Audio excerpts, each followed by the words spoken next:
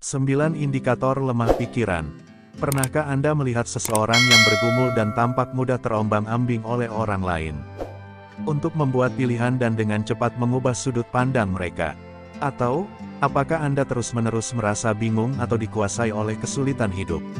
Anda meragukan keputusan Anda? Jika ya, terus amati. Saya akan berbicara tentang sinyal peringatan dari kemalasan mental dalam video ini sehingga Anda dapat mempelajarinya, tentukan dan lewati itu, dan meskipun terkadang sulit untuk mengidentifikasi kualitas ini dalam diri Anda atau orang lain, bendera peringatan berikut pada seseorang yang Anda kenal. Yang pertama adalah menyerah pada tekanan dengan cepat. Seseorang yang mudah terombang-ambing oleh tekanan bukanlah seorang pemikir. Mereka hanya mencari solusi sederhana jalan keluar, mereka sering tidak memiliki kepercayaan diri dan integritas yang diperlukan untuk membela diri, menjaga harga diri mereka tetap utuh. Sebagai alternatif, orang membuat keputusan atau mengatakan hal-hal yang tidak mereka inginkan dalam upaya menenangkan orang lain. Mereka juga mudah dimanipulasi karena sangat rentan terhadap pengaruh luar. Ini dapat mengakibatkan rasa tidak berdaya dan dieksploitasi. Nomor 2, disibukkan dengan masalah. Meskipun mudah terperosok dalam kecemasan dan kekhawatiran sehari-hari, terpaku pada masalah, sangat jelas tidak menunjukkan kekuatan. Ketika seseorang dengan pikiran yang kuat memperhatikan suatu masalah, mereka bekerja untuk menyelesaikannya. Seseorang dengan perspektif sempit hanya melihat masalah yang dihadapi. Mereka kehilangan fokus karena berkonsentrasi pada masalah, yang mencegah mereka memikirkan hal lain, gambaran yang lebih besar yang terlihat. Mereka tidak dapat berpikir kritis atau kreatif karena fokus mereka yang terbatas, yang sangat disayangkan, secara objektif dan sering menghasilkan pilihan yang buruk. Nomor 3, meminta maaf untuk semuanya. Baik untuk mengungkapkan penyesalan atas sesuatu yang mungkin telah Anda lakukan adalah dengan meminta maaf. Itu salah, namun, membuat alasan untuk segala sesuatu adalah tanda kelemahan karena menunjukkan kurangnya rasa percaya diri. Seseorang yang meminta maaf untuk segala hal biasanya melakukannya karena merasa tidak nyaman dan tidak aman. Mereka tidak mau membela diri atas pendapat mereka. Itu juga bisa dilihat sebagai upaya ketika seseorang meminta maaf untuk sesuatu yang tidak membutuhkan permintaan maaf, untuk memenangkan penerimaan. Hubungan mungkin menderita akibat tindakan Anda karena orang mungkin tidak menghormati atau menganggap Anda serius. Keempat, merasa sulit untuk berkomitmen pada tujuan. Menetapkan dan menyelesaikan tujuan menuntut kemampuan untuk menjaga komitmen dan perhatian untuk apa yang Anda coba capai, namun bagi sebagian orang, ini mungkin sangat menantang. Terus-menerus mengalami kesulitan untuk mencapai suatu tujuan dapat mengindikasikan bahwa seseorang sedang menderita, memiliki pandangan yang redup. Mereka seringkali kurang ulet dan mungkin terlalu takut dengan usaha keras yang menyertainya mencapai target.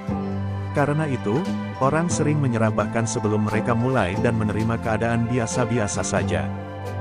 Yang kelima, mencari validasi eksternal reguler.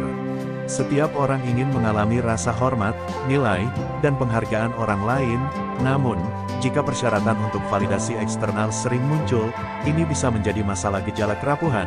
Ketika seseorang terlalu percaya pada apa yang dipikirkan orang lain, dan terlalu bergantung pada mereka sering menunjukkan, bahwa mereka tidak dapat membuat kesimpulan independen berdasarkan evaluasi eksternal, atau menerima tanggung jawab atas perbuatan mereka sendiri. Ini dapat menghambat perkembangan pribadi dan kemampuan untuk mengambil kesempatan atau menjelajah di luar ruangan, zona nyaman seseorang.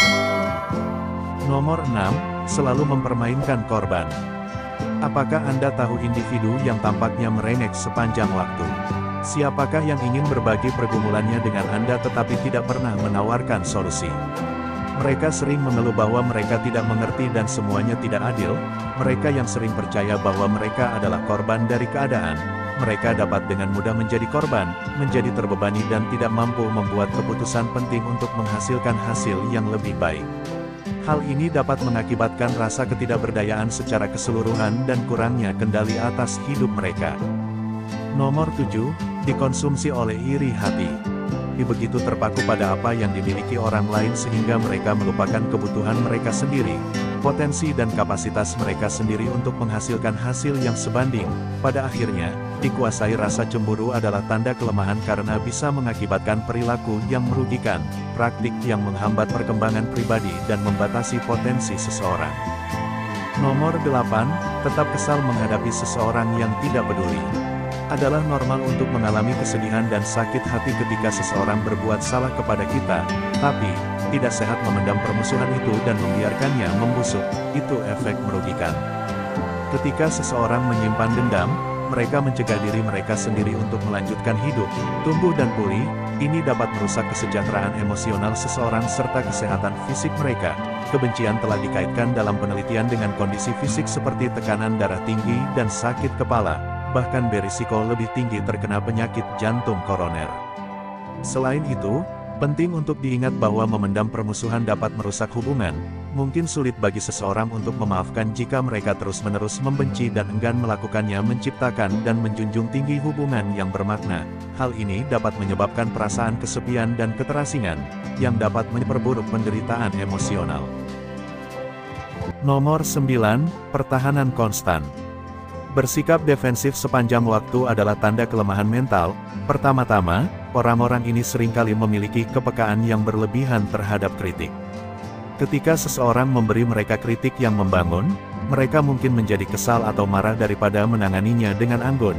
Ini menunjukkan bahwa mereka kurang tertarik untuk benar-benar berkembang daripada mempertahankan ego mereka. Kedua, orang yang terus-menerus defensif sering tersinggung.